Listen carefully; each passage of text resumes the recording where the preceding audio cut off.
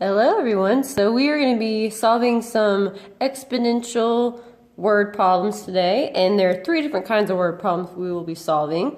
The first one is called constant rate of growth and decay word problems. Okay, so each scenario I'm going to kind of give you some tips on how you can identify which type of exponential word problem you will be using because they each have a different formula, so we need to know in which scenario which formula we use. So these are going to deal with something growing or shrinking at a constant rate. So in these problems you will be given a rate. So they must have a rate. Okay, if you don't see a rate in the problem, that means you are not using one of these problems. Now we have two scenarios when we're talking about a constant rate of growth or decay. Okay, we know that it is a growth when you see in the formula, so our initial formula looks like this. Okay, and the formula is A of t equals A times 1 plus r raised to the t. Okay, so we know that this one is a growth because there's a plus sign in our parenthesis. It will be growing if in our parenthesis this number is getting larger and larger. Now our decay formula, so our decay formula will be A of t equals A times 1 minus r raised to the t. And we know this is a decay because we are subtracting. So the number that we are raising to an exponent will be getting smaller and smaller. Okay, so that is why this is a decay. Alright, so let's talk about what all these funky variables mean. Okay, which I'm going to assign each a color, so when we work through the problem, you can kind of color code your problem, and you'll kind of know what pieces in the word problem go where in the formula. So A of t will be my orange, okay, and A of t is your end amount. So we always set these things equal to their end amount. Okay, the little a is going to be our initial amount, which is our start amount. So little a is our initial amount. Okay, the rate in the problem is the percent of increase or decrease. Okay, and I'll color code that, let's see here, blue. Alright, and something to keep note of, we have to convert our rate to a decimal. Okay, the rate will always be given to you as a percent, so it's given to you as a percent. Okay, it's given as a percent, but with that rate, you have to convert that bad boy into a decimal, which we'll talk about that in just a moment. And finally, your last variable that we'll be dealing with is the time, which I'll color code that as t. And time could be anything. It could be seconds, years, whatever time they give you is the time they are referring to. Alright, so let's take a look at our first problem. So, it says the first U.S. census was taken in 1790. At that time, the population was 3,929,214. Since then, the U.S. population has grown by 2.03% annually. Predict the population in the year 1850. Alright, so let's start labeling our example problems in our nifty exponential packet, which, by the way, you should have this packet. I am going to give it to you in class for you to do these problems. Okay, so let's start figuring out what all these different numbers in the problem are. So anywhere you see a number, that will probably be one of your variables. So I see here the U.S. Census was taken in 1790. Okay, so this is a year, so this is referring to our time. Okay, so I like to color code. So this 1790 is referring to time. Alright, in 1790, since it's our start year we always set to the value of 0. Okay, so our start year is that time 0, which that time period is 1790. Okay, it says at that time the population was 3,929,214. Alright, since that is the population at our start time, that is going to be our initial amount. So this right here is our initial amount, which is our little a. Okay? And it says since then the U.S. population has grown by 2.03% annually. Alright, and since this is a percent, okay, it's given to us as a percent if it's our rate, so we are talking about a rate. So this is our rate.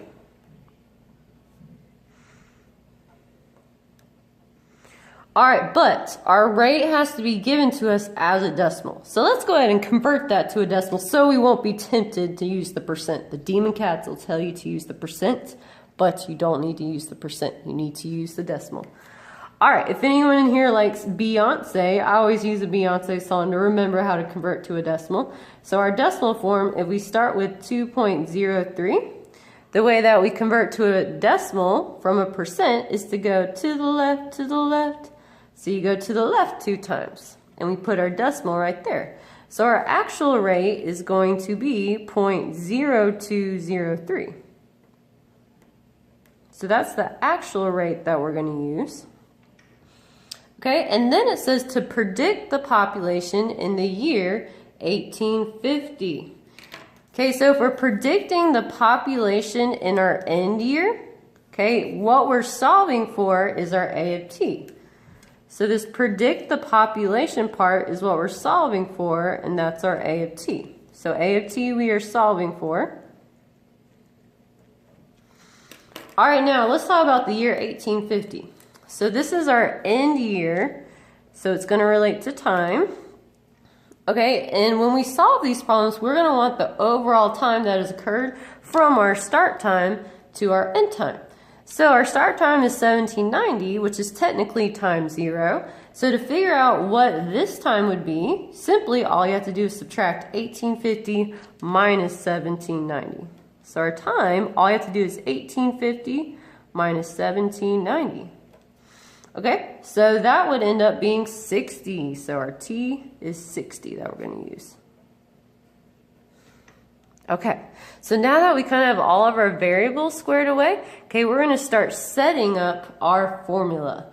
So before we can set up our formula, we have to know if this thing is a growth or decay. Okay, so let's kind of read through the problem. Something that should help us is our rate. Our rate tells us if something is growing or shrinking. It says the U.S. population has grown by 2.30% annually. So that means that this is going to be a rate of growth problem. Okay, so the formula we'll be using is this one right here. So we're going to start with A of t, which is what we're solving for. I don't know A of t, so I'm just going to write A of t.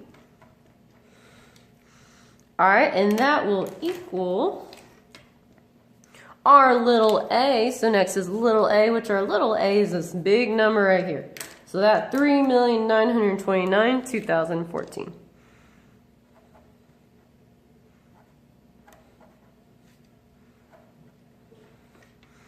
All right, and then we have a parenthesis 1. So parenthesis 1, and since it's growth, it'll be plus our rate, which we found the rate when we converted that bad boy into a decimal, which was 0.0203. All right, and then we raise all of that to the t, which we found out over here. Our overall time was 60.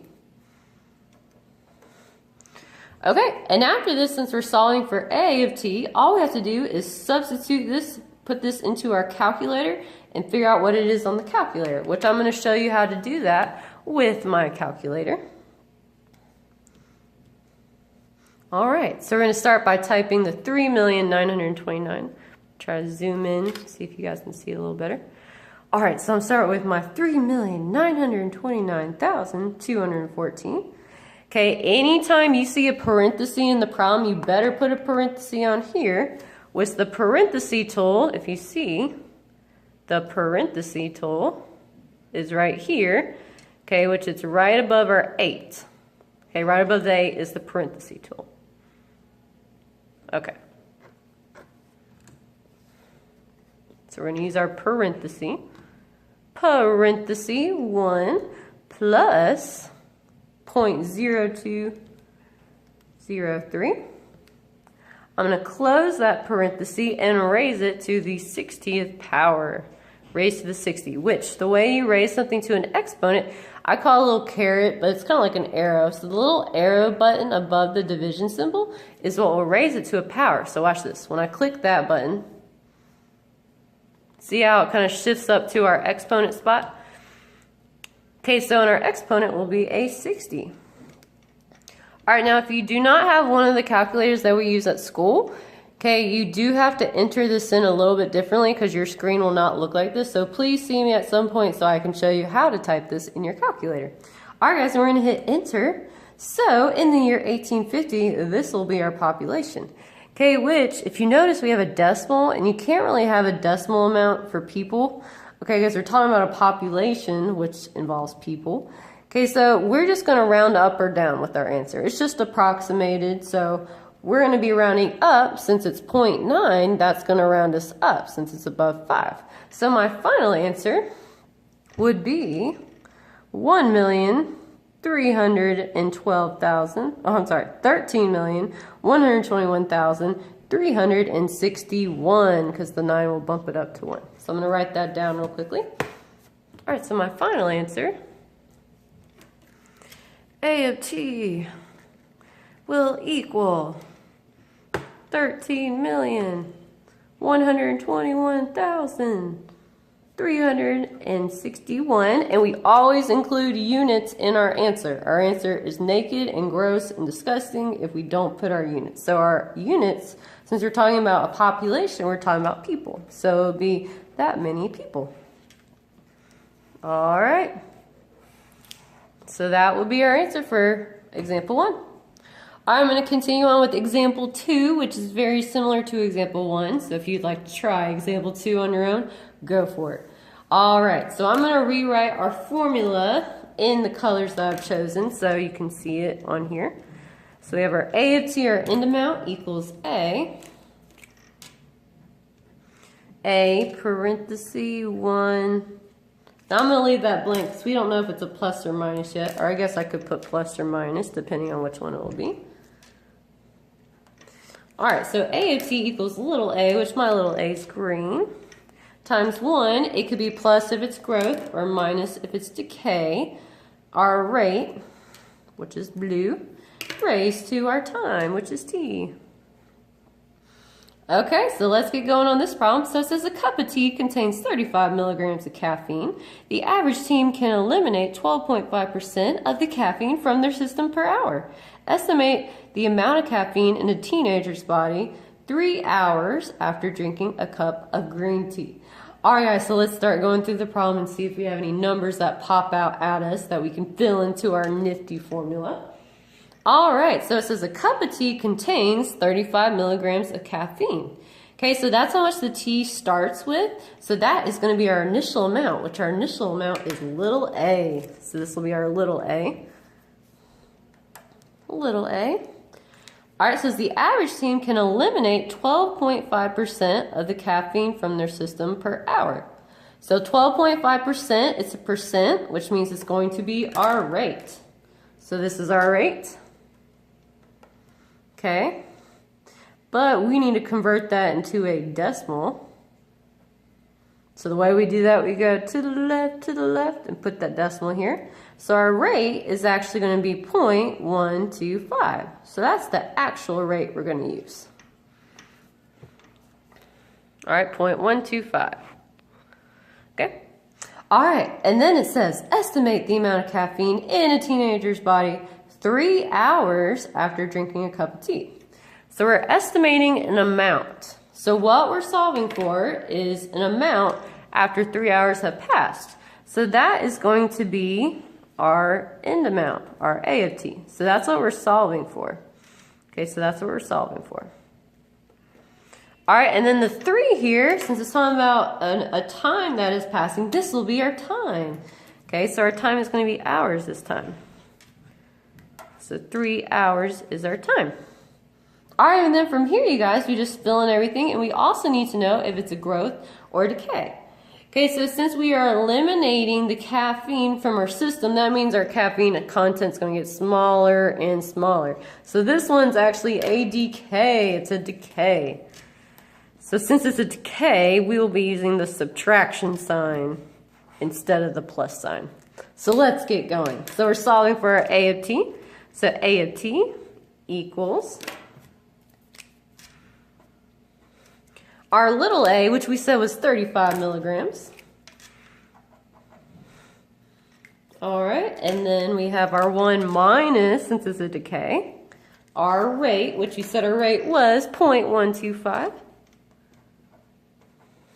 All right, and all raised to our time, which we said time was 3 hours. All right, and from here, you guys, you just type that bad boy in your calculator, get your answer, throw some units on it, and then you'll be done. All right, so let's type this in. I'm going to zoom in so you guys can see my calculator. Okay. All right, so this is going to be 35. So we're going to start with 35. 35, parenthesis, because I see a parenthesis there. 1 minus 0.125. Then you gotta use that little arrow key, so up, and then our time is 3, so do the third. And then you hit enter. Okay, so after 3 hours, our caffeine amount is 23.44, which again, we'll just round, since we're talking about milligrams of caffeine, you are allowed to have like partial amounts of caffeine, so we're gonna just round to the nearest tenth on this one. Okay, so my answer would be 23.4 because the 4 right beside it will not round it up. So 23.4 will be our final answer. So our amount